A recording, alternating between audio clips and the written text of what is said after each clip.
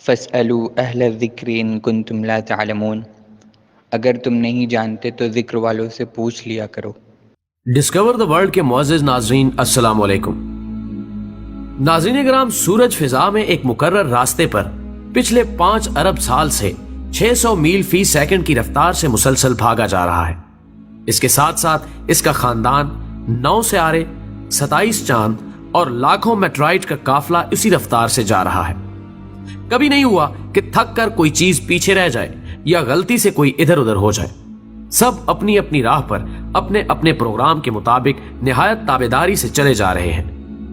اب بھی اگر کوئی کہے کہ چلانے والا کوئی نہیں، ڈیزائن ہے لیکن ڈیزائنر نہیں، قانون ہے لیکن قانون کو نافذ کرنے والا نہیں ہے، کنٹرول ہے لیکن کنٹرولر نہیں، بس یہ سب ایک حادثہ ہے، تو آپ اسے کیا کہیں گے؟ ناظرین گرامی، چاند 3,70,000 میل دور زمین پر سمندروں کے اربوں کھربوں ٹن پانیوں کو ہر روز 2 دفعہ مد و جزر سے ہلاتا رہتا ہے تاکہ ان میں بسنے والی مخلوق کے لیے ہوا سے مناسب مقدار میں آکسیجن کا انتظام ہوتا رہے، پانی صاف ہوتا رہے، اس میں تعفن پیدا نہ ہو، ساحلی علاقوں کی صفائی ہوتی رہے اور غلاظتیں بہہ کر گہرے پانیوں میں چلتی جائیں۔ یہی نہیں بلکہ سمندروں کا پانی ایک خاص مقدار میں کھارا ہے، پچھلے 3 ارب سال سے نہ زیادہ نہ کم نمکین، بلکہ ایک مناسب توازن برقرار رکھے ہوئے تاکہ اس میں چھوٹے بڑے سب آبی جانور آسانی سے تیر سکے اور مرنے کے بعد ان کی لاشوں سے بو نہ پھیلے۔ انہی میں کھاری اور میٹھے پانی کی نہریں بھی ساتھ ساتھ بہتی ہیں۔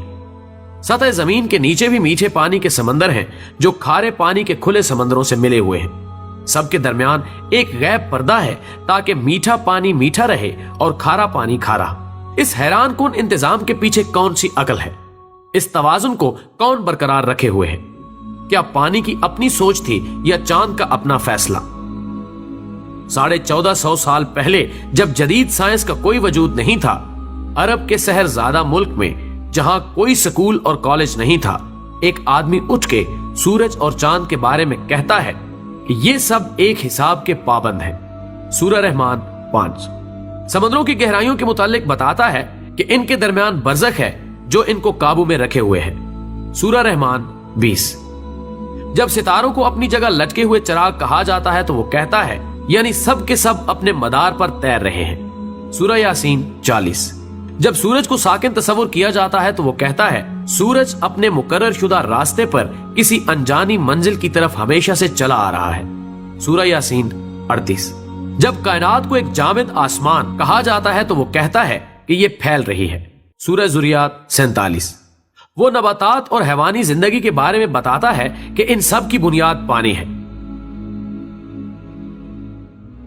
البرٹ آئنسٹائن اپنی دریافت قوانین قدرت اٹل ہیں پر جدید سائنس کا بانی کہلاتا ہے، لیکن اس نے بہت پہلے بتا دیا تھا کہ تم رحمان کی تخلیق میں کسی جگہ فرق نہیں پاؤ گے۔ سورہ ملک 3 جدید سائنس کی ان قابل فخر دریافتوں پر 1450 سال پہلے پردہ اٹھانے والا کس یونیورسٹی سے پڑھا تھا، کس لیبارٹری میں کام کرتا تھا؟ نومولود بچے کو کون سمجھاتا ہے کہ بھوک کے وقت رو کر ماں کی توجہ اپنی طرف مبذول کرائے؟ ماں کو کون حوصلہ دیتا ہے کہ ہر خطرے کے سامنے سینہ سپر ہو کر بچے کو بچائے؟ ایک معمولی سی چڑیا شاہین سے مقابلے پر اتر آتی ہے، یہ حوصلہ اسے کس نے دیا؟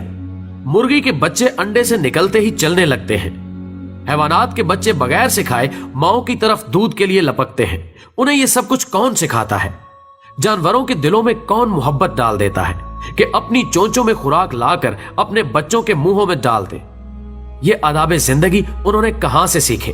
شہد کی مکھیاں دور دراز باغوں میں ایک ایک پھول سے رس چوس کر انتہائی ایمانداری سے لا کر چھتے میں جمع کرتی جاتی ہیں۔ ان میں سے ہر ایک ماہر سائنسدان کی طرح جانتی ہے کہ کچھ پھول زہریلے ہیں، ان کے پاس نہیں جانا چاہیے۔ ایک قابل انجینئر کی طرح شہد اور موم کو علیحدہ علیحدہ کرنے کا فن بھی جانتی ہیں۔ جب گرمی ہوتی ہے تو شہد کو پگھل کر بہہ جانے سے بچانے کے لیے اپنے پروں کی حرکت سے پنکھا چلا کر ٹھنڈا بھی رکھتی ہیں۔ موم سے ایسا گھر بناتی ہیں جسے دیکھ کر بڑے سے بڑے آرکیٹیکٹ بھی حیرت زدہ ہیں۔ لاکھوں کی تعداد میں ایسے منظم طریقے سے کام کرتی ہیں کہ مثال نہیں۔ ہر ایک میں ایسا ریڈار نظام نصب ہے کہ وہ دور دور تک نکل جاتی ہیں لیکن اپنے گھر کا راستہ نہیں بھولتی۔ انہیں زندگی کے یہ طریقے کس نے سکھائے؟ انہیں یہ عقل کس نے دی؟ مکڑا اپنے منہ کے لعاب سے شکار پکڑنے کے لیے ایسا جال بناتا ہے کہ جدید ٹیکسٹائل انجینئرز بھی اس بناوٹ کا ایسا نفیس دھاگا بنانے سے قاصر ہیں۔ گھریلو چونٹیاں گرمیوں میں موسم سرما کے لیے خوراک جمع کرتی رہتی ہیں، اپنے بچوں کے لیے گھر بناتی ہیں، ایک ایسی تنظیم سے رہتی ہیں جہاں مینجمنٹ کے تمام اصول حیران کن حد تک کار فرما ہیں۔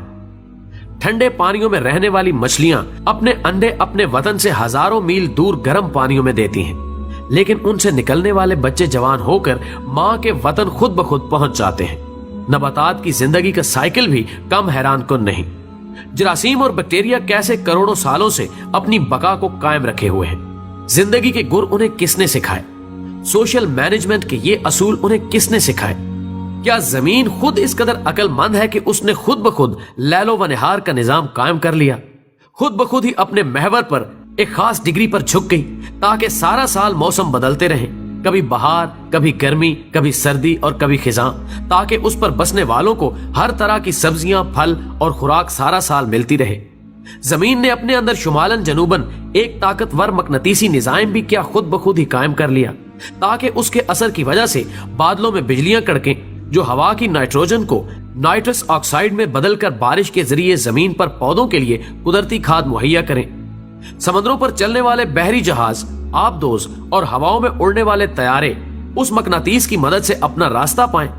آسمانوں سے آنے والی مہلک شعاعیں اس مقناطیسیت سے ٹکرا کر واپس پلٹ جائیں تاکہ زمینی مخلوق ان کے مہلک اثرات سے محفوظ رہے اور زندگی جاری رہے۔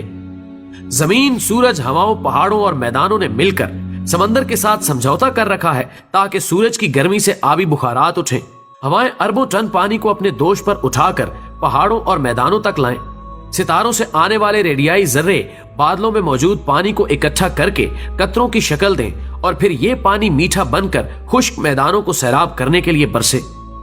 جب سردیوں میں پانی کی کم ضرورت ہوتی ہے تو یہ پہاڑوں پر برف کے ذخیرے کی صورت میں جمع ہو جاتا ہے۔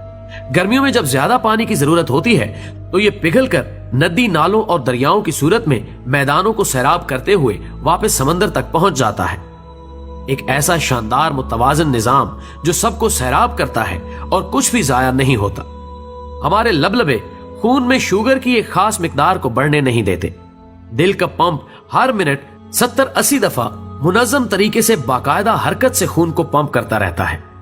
ایک 75 سالہ زندگی میں بلا مرمت تقریباً 3 ارب بار دھڑکتا ہے۔ ہمارے گردے صفائی کی بے مثل اور عجیب فیکٹری ہیں جو جانتی ہے کہ خون میں جسم کے لیے جو مفید ہے وہ رکھ لینا ہے اور فضلات کو باہر پھینک دینا ہے۔ انسانی جسم میں انجینئرنگ کے یہ شاہکار، سائنس کے یہ بے مثل نمونے، چھوٹے سے پیٹ میں یہ لاجواب فیکٹریاں، کیا یہ سب کچھ یوں ہی بن گئے تھے؟ دماغ کو کس نے بنایا؟ مضبوط ہڈیوں کے خول میں بند پانی میں تیرتا ہوا عقل کا خزانہ، معلومات کا سٹور، احکامات کا سینیٹر، انسان اور اس کے ماحول کے درمیان رابطے کا ذریعہ، ایک ایسا کمپیوٹر کہ انسان اس کی بناوٹ اور ڈیزائن کو ابھی تک سمجھ نہیں پایا۔ لاکھ کوششوں کے باوجود انسانی ہاتھ اور ذہن کا بنایا ہوا کوئی سپر کمپیوٹر بھی اس کے عشر اشیر تک نہیں پہنچ سکتا۔ ہر انسان کھربوں خلیات کا مجموعہ ہے، اتنے چھوٹے کہ خوردبین کی مدد کے بغیر نظر نہیں آتے، لیکن سب کے سب جانتے ہیں انہیں کیا کرنا ہے۔ یوں انسان کا ہر ایک خلیہ شعور رکھتا ہے اور اپنے وجود میں مکمل شخصیت ہے۔ ان جینز میں ہماری پوری پروگرامنگ لکھی ہے اور زندگی اس پروگرام کے مطابق خود بخود چلتی رہتی ہے۔ ہماری زندگی کا پورا ریکارڈ، ہماری شخصیت، ہماری عقل و دانش، غرض ہمارا سب کچھ پہلے سے ہی ان خلیات پر لکھا جا چکا ہے۔ یہ کس کی پروگرامنگ ہے؟ حیوانات ہوں یا نباتات، ان کے بیج کے اندر ان کا پورا نقشہ بند ہے۔ یہ کس کی نقشہ بندی ہے؟ خوردبین سے بھی مشکل نظر آنے والا سیل ایک مضبوط، توانا، عقل و ہوش والا انسان بن جاتا ہے۔ یہ کس کی بناوٹ ہے؟ ہونٹ، زبان اور تالو کے اجزاء کو سینکڑوں انداز میں حرکت دینا کس نے سکھایا؟ ان حرکات سے طرح طرح کی عقل مند آوازیں کون پیدا کرتا ہے؟ ان آوازوں کو معنی کون دیتا ہے؟ لاکھوں الفاظ اور ہزاروں زبانوں کا خالق کون ہے؟ بے شک وہ اللہ کی ذات ہے جس نے ہمیں اور اس جہان کو تخلیق کیا اور اپنی نعمتیں ہمارے لیے تمام کر دی۔ لہٰذا وہ لوگ جو سمجھتے ہیں کہ یہ دنیا خود چل رہی ہے یا کوئی سپر کمپیوٹر اسے چلائے ہوئے ہے تو وہ گمراہی میں ہیں اور ان کی عقلوں پر افسوس کرنے کے سوائے کچھ نہیں کیا جا سکتا۔